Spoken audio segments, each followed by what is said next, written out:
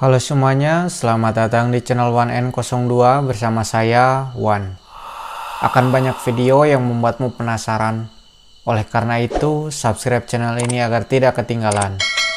So, di video kali ini saya akan kembali membacakan sebuah cerita horor. Cerita horor kali ini berjudul tentang Gerbang Menuju Desa yang Hilang. Sebelum ke videonya, pastikan lampumu sudah dimatikan karena mereka suka kegelapan.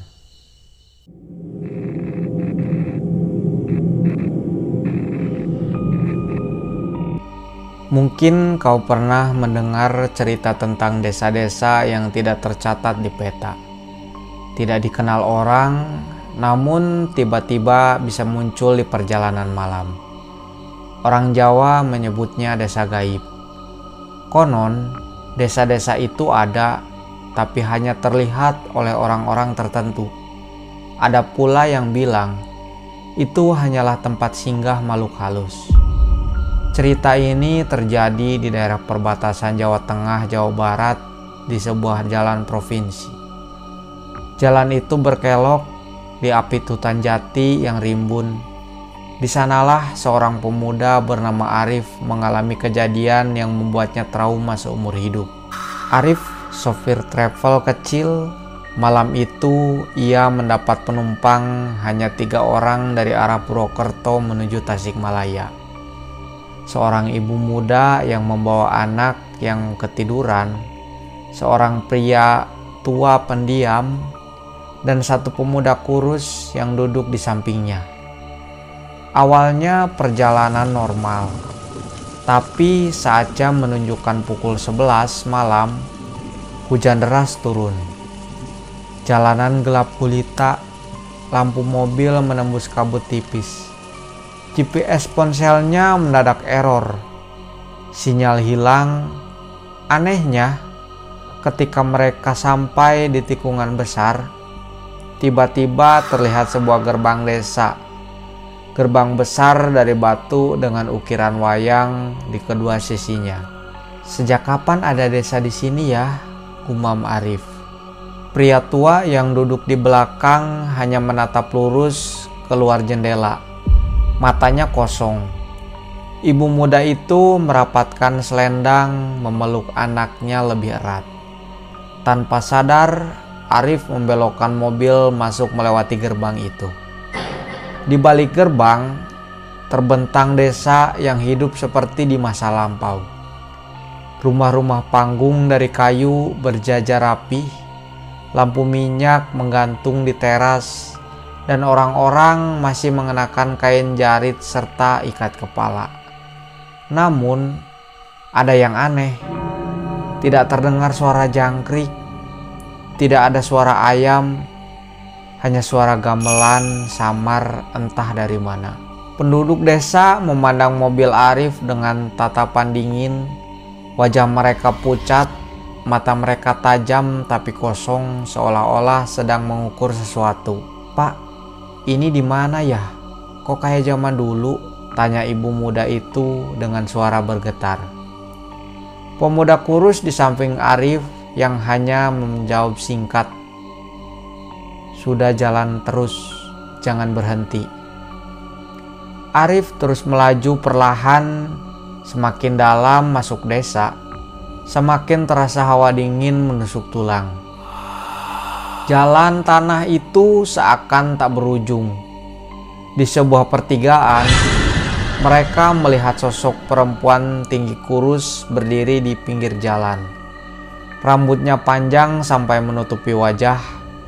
Tubuhnya membungkuk.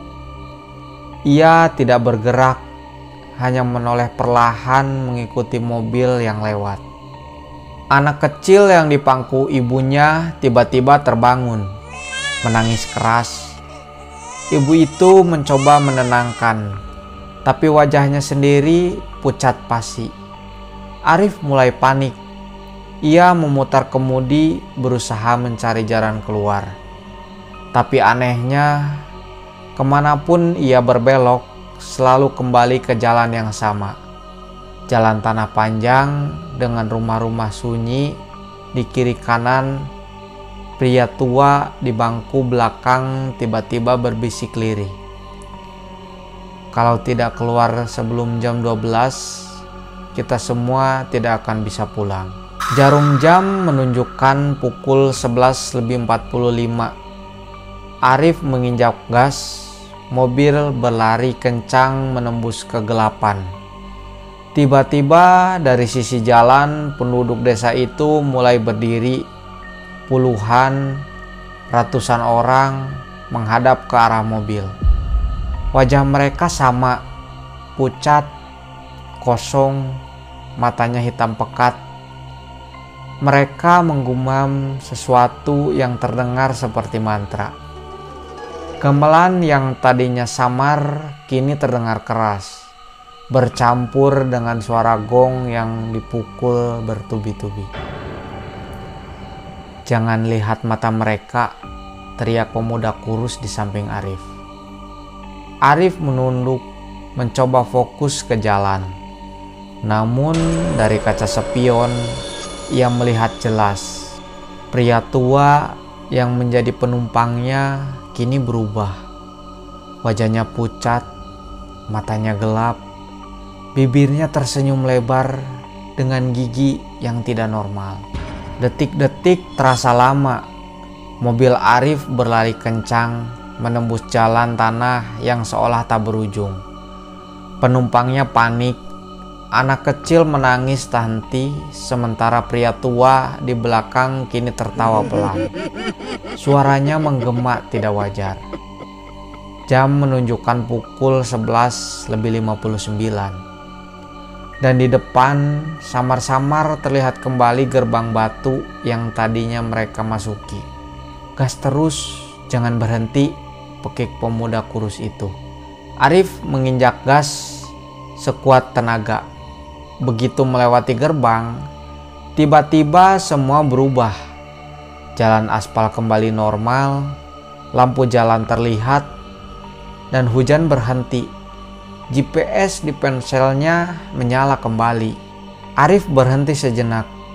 Nafasnya memburu. Ia menoleh ke samping. Kursi penumpang kosong. Tidak ada penumpang pemuda kurus. Tidak ada ibu muda dengan anaknya. Tidak ada pria tua. Hanya dia sendiri. Keesokan harinya, Arif menceritakan pengalaman itu pada warga setempat. Orang-orang desa hanya menggelengkan kepala, lalu berkata, "Gerbang itu memang ada, tapi tidak semua orang bisa melihatnya. Yang pernah masuk belum tentu bisa kembali. Kau beruntung masih bisa pulang." Sejak malam itu, Arif berhenti mengemudikan travel malam hari. Setiap kali melewati jalan berkelok di perbatasan hutan jati itu, ia selalu berdoa keras, berharap gerbang itu tidak muncul lagi di hadapannya. Karena sekali saja ia melihat gerbang itu terbuka lagi, bisa jadi ia tidak akan kembali lagi. Tamat.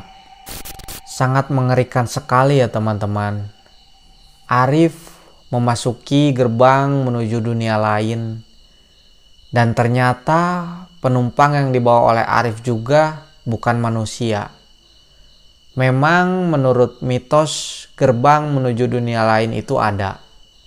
Dan orang-orang tertentu yang dapat melihatnya. Apakah kalian yang menonton video ini pernah mendengar atau mungkin mengalami sendiri? Coba tuliskan di kolom komentar. Terima kasih telah menonton video ini sampai akhir. Jangan lupa support channel ini agar makin maju dan berkembang dengan cara like, share, dan subscribe. Sekian untuk video kali ini. Saya Wan. Sampai jumpa di video selanjutnya.